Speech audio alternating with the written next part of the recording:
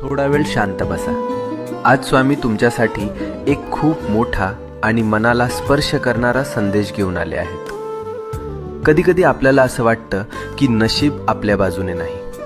जे करतो ते अर्धवट राहतं, ज्याचं स्वप्न बघतो ते दूर जातं आणि मनात एकच प्रश्न येतो, माझंच का असं होतं?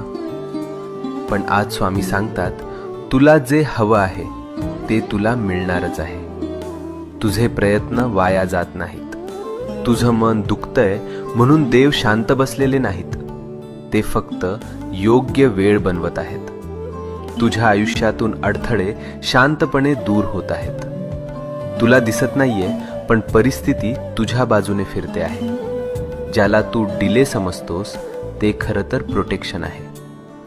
तू विचार करतोस, मीच का स्ट्रगल करतोय? हे माझ्याच आयुष्यात का होतंय?